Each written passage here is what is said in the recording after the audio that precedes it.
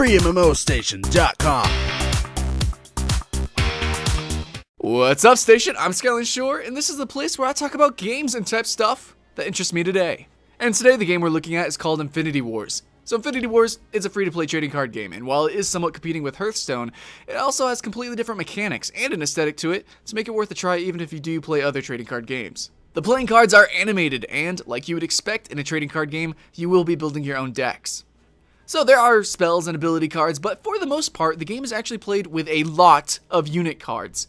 One of the awesome features of this card game is the fact that the playing field is split in two, between each player's defense and offense zones, as well as a support zone, for basically like the bench. The game feels very much based on attrition, but since the field is split between these offense and defensive zones, it gives a lot of creative room for different playstyles. Balance of battles can shift with huge impact, just like in Hearthstone, since they both use the same turn-based resource building mechanic, making bigger plays the longer the matches go on for. Infinity Wars is an interesting world, which seems to be science fantasy themed, which makes it different from other big card games, but the overall card abilities and mechanics are extremely similar to the cards you've probably already played with, but I will admit that there is a huge amount of play potential in many of these cards compared to card games like Pokemon.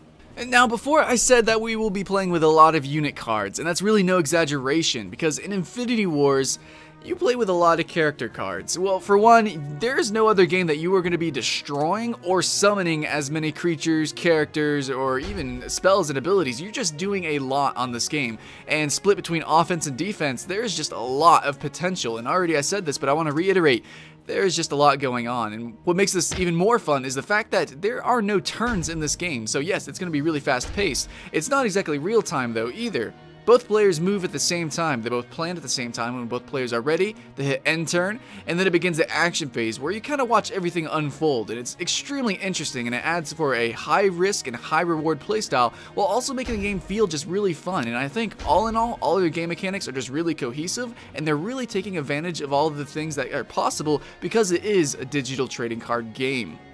So overall, I really like the game. Its matches last, I think, an appropriate amount of time, and the quality is there. From, say, the card animations to the detail that's in the lore. I think you guys should give it a shot, and like I said, even if you are like me and enjoy Magic the Gathering or Hearthstone, download Infinity Wars, because I think it's an awesome addition to the family. I'm Skyline Shore with FreeMMOStation.